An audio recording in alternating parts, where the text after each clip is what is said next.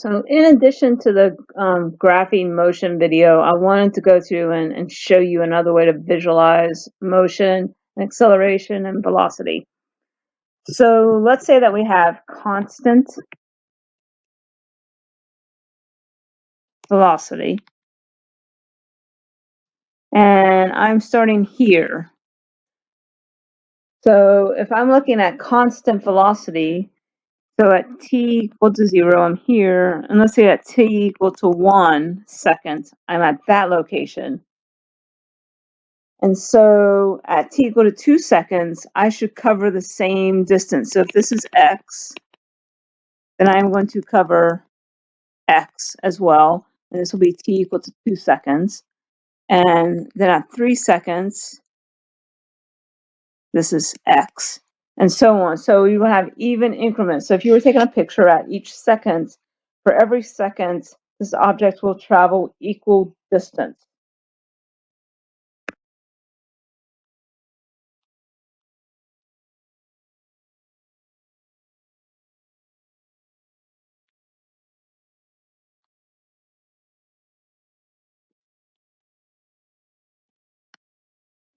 And I hope this helps you visualize it. So if you think about it, you're in a car and you're in cruise control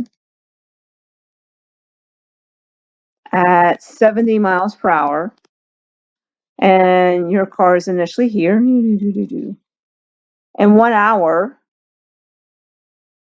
your car is here. I know this is not going to be drawn on the scale. So 1 hour later, you will have traveled 70 miles. And 2 hours later, you will travel 70 miles and a total distance of 140 miles. So hopefully that kind of helps you again visualize it. Let's say that we have acceleration forward, and the motion is forward. So if I start here, and I'm getting faster, so I'm getting faster. After 1 second, I'm going to travel some distance x. At 2 seconds, I'm going to travel some distance x plus some x value. And then I'm going to get even greater distance at 3 seconds. So I'm getting faster. So it's going to be hard to actually calculate this without knowing the acceleration. So your acceleration is equal to a. Remember, your velocity final equals velocity initial plus a times t. A lot of times we'll start from rest.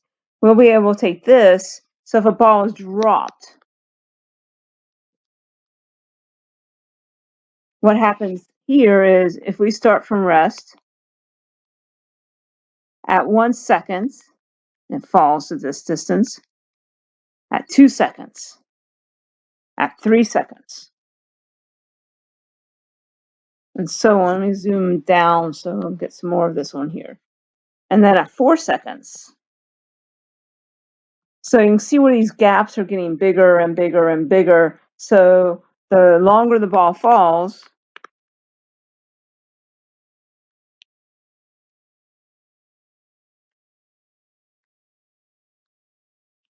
the faster it gets, and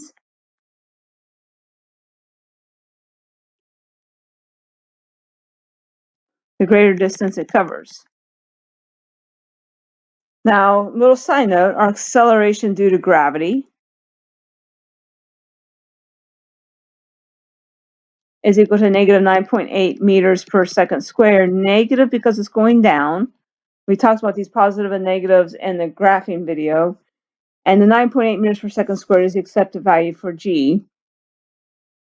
So if I'm falling, I want to talk about what this value means, and this is where I want to kind of go with this. So my acceleration is equal to negative 9.8 meters per second squared. So that means for every second,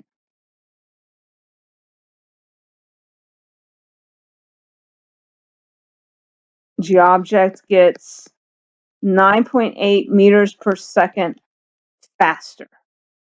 Okay, so let's kind of look at this then.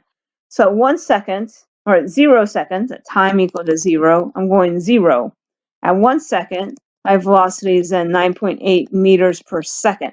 And that's not my acceleration, that's my velocity. Remember, my acceleration is for every second, I get 9.8 meters per second faster. So then at 2 seconds, I get an additional 9.8 meters per second faster. So it's 19.6 meters per second. That's my speed at 2 seconds.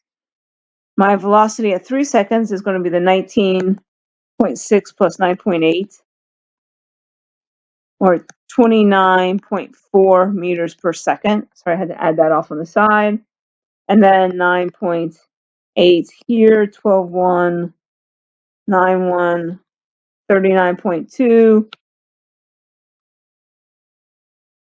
So I'm hoping you see my acceleration means for every second I'm going to get 9.8 meters per second squared. So let's come back over to our original picture that we had on the left. Let me change color here. Go with Christmas theme. So at t equal to 0, I'm here. T equal to 1. T equal to 2. T equal to 3. And let's say my acceleration is 2 meters per second squared.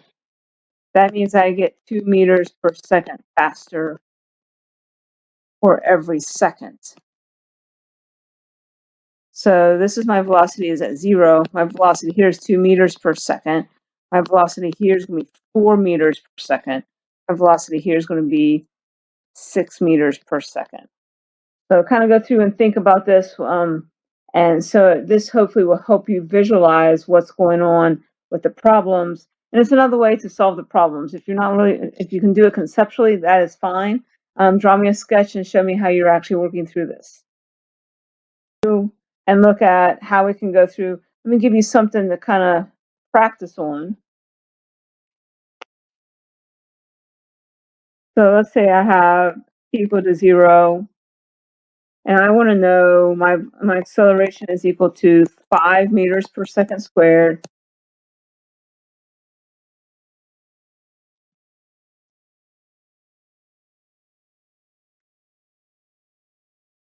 How fast am I going at 4 seconds? So I can do this way. At t equal to 0, I have a velocity equal to 0. At t equal to 1, I have a velocity at 5 meters per second. At t equal to 2 seconds, watch my units, 10 meters per second.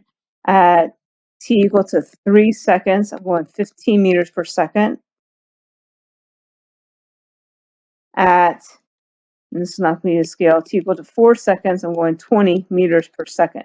So to answer my question, I'm going 20 meters per second. Now you're going to see in the next video, if you look, or if you've already watched it using the kinematic equations, I could have actually used the following equation. V final is equal to V initial plus AT. I'm trying to find my V final. My V initial is equal to 0. My acceleration is equal to 5 meters per second squared. And my time was 4 seconds. So it's really plug and chug. V final is equal to 0 plus 5 meters per second squared times 4 seconds. And my V final is equal to 20 meters per second. So go through and work through some of these problems. Think about these conceptually. Make up numbers. Send me a picture of your work, and we'll see how things are going.